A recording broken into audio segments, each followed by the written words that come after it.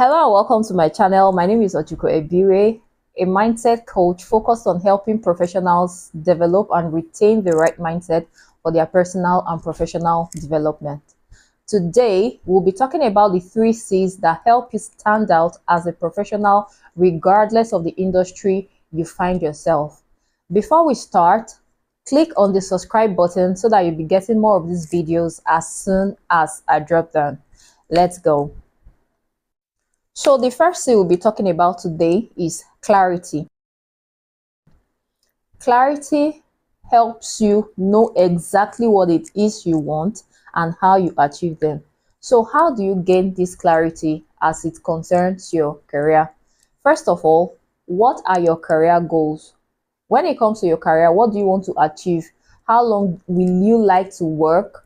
Where will you like to work? What industry will you like to work? What are the skills you need to acquire, or what skills do you already have? Those are the things that you will try to find out when it comes to achieving your goals. Do you have managerial goals? What goals do you have as a professional, especially as an entry level professional? What do you hope to achieve in the next 1, 2, 3 to 5 years? How do you plan to develop yourself? What industry would you like to work in, or what industry are you already working in, and how can you move up the career ladder? Those are the goals you will identify. So that's the first step. You identify your goals. The second step now is for you to identify your why. This second step is very important because along the line, one way or the other, there might be distractions. Some things may not always go as planned, and then you want to feel tired, or something that's not in line, right? When this happens, if you have a strong why, it will be easy for you to go back to the drawing board and remind yourself what your goal was from the beginning, and then it helps to keep you on track.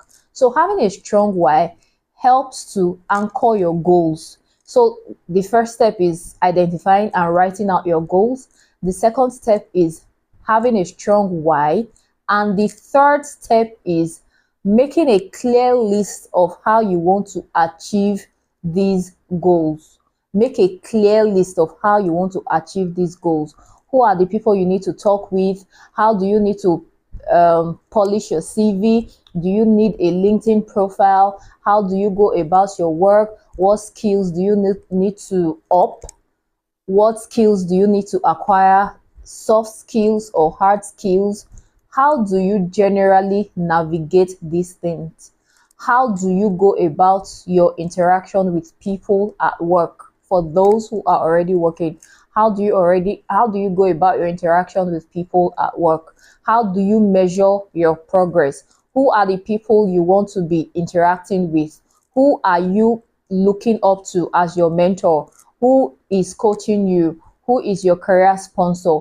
Who do you aspire to be? Things like this, questions like this. When you have a clear list of all this, it will be easier for you to know how to go about them with clarity. So you are clear on your goals and you have a strong why. It will be easy for you to achieve these goals. So that's it with the first step of clarity. Now, the second C is consistency. Consistency can be defined as the quality of always behaving in a similar way.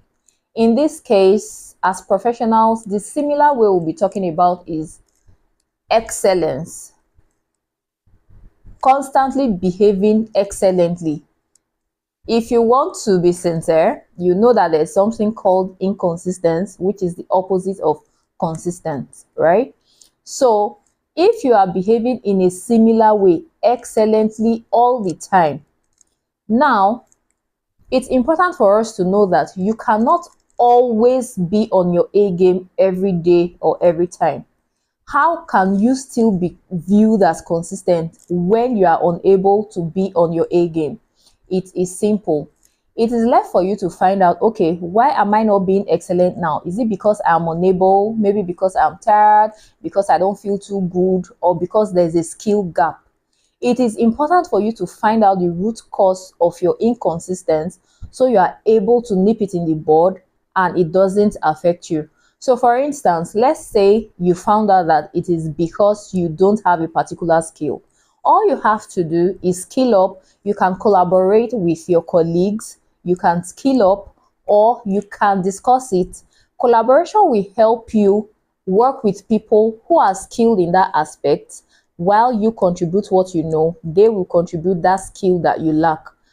However, it will be best for you to, after that time, let's say you are working on a project, after that time, you try as much as possible to acquire that skill so that next time you keep getting better and better. That way, there's no task that will suffer because you do not have a particular skill to complete a task. While you are completing the task, you are also training yourself to be consistent. That's on the one hand.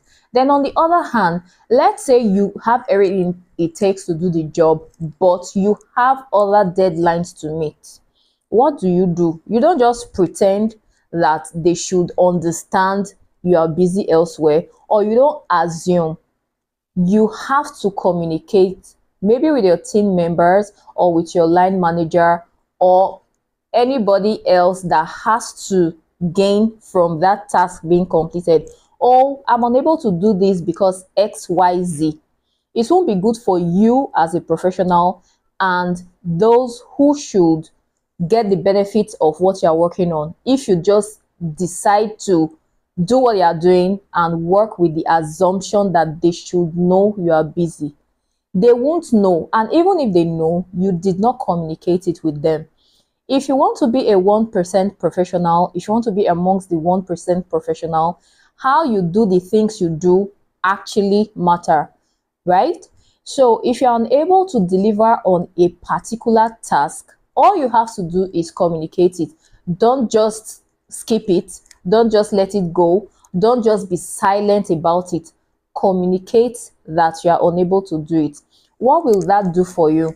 It will be obvious that you are interested in the project, you are interested in the overall output for the team, and you are not just interested in what you can do or what you cannot do. Then you will be a good leader or a good team player when you are able to do this. So once again, we've talked about consistency.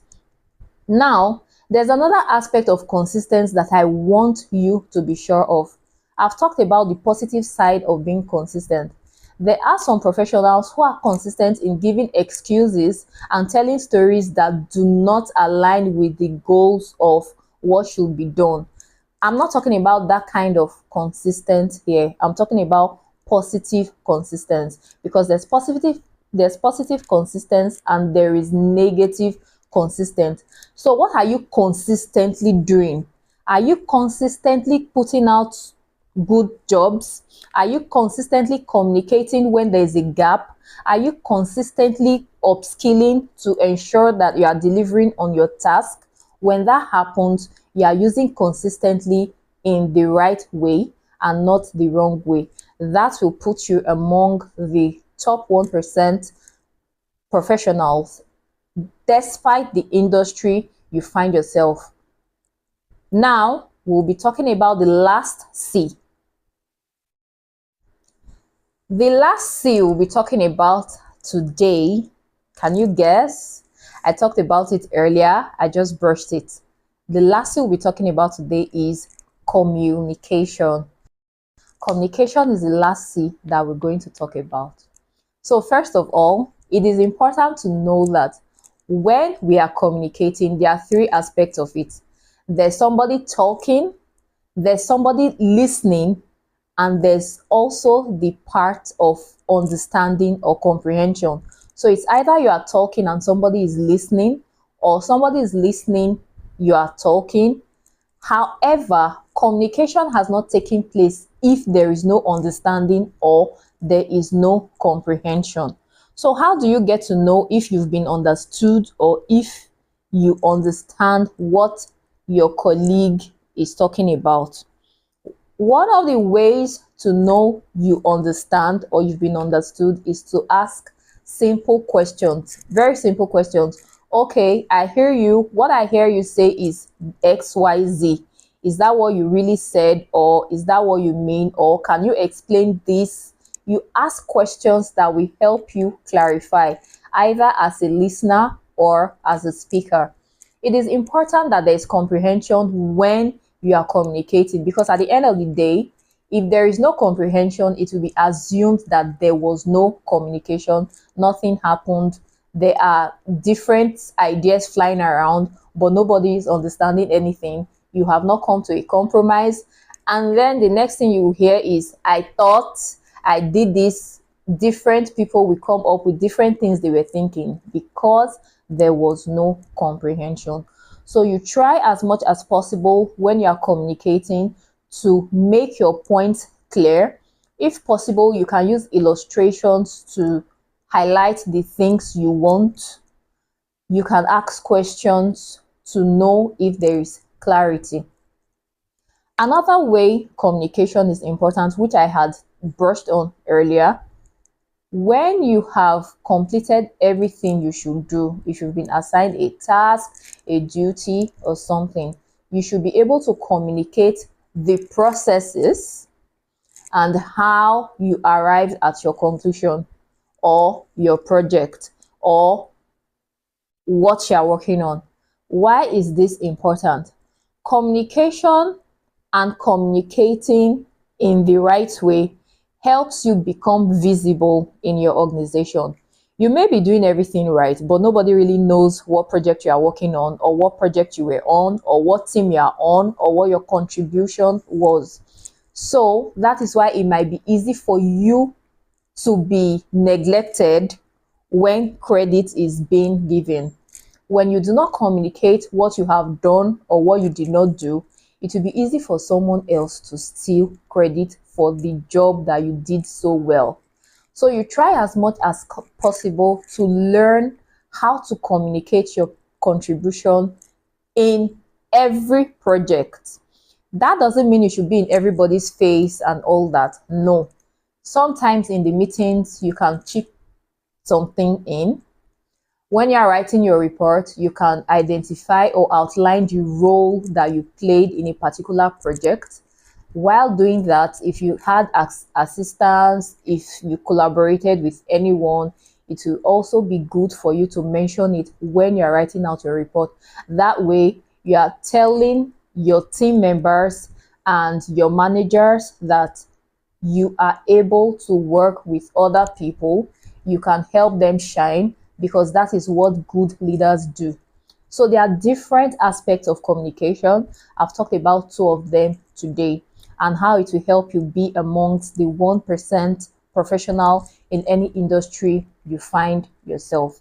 The third way that communication can help you is, if for any reason you're unable to deliver on a job, don't just bail. Don't just run away. Don't just be quiet and assume. Don't work with assumption. Communicate and let them know why you will not be available at a particular time or available to work on a particular project. If possible, you can also recommend somebody else who can do the job. The most important thing is you are putting the interest of your team and the organization ahead of yours.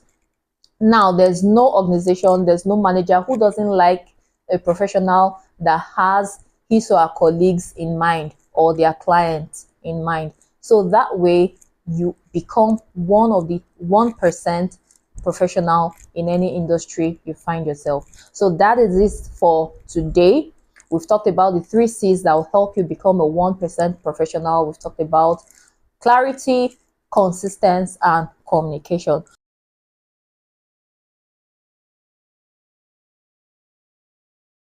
So tell me, which of these will you like to work on? Let's know. Maybe I'll talk about it. I'll elaborate on it in any other video. Do let me know. We've come to the end of today's video. Do well to tell me in the comments which of the points resonated with you, or which of these points you will want to work on. Remember to like, share, subscribe, and hit the notification button so that you will be among the first people to know when I drop a new video. Until we meet again, stay safe, stay professional, and continue to lead with the right mindset.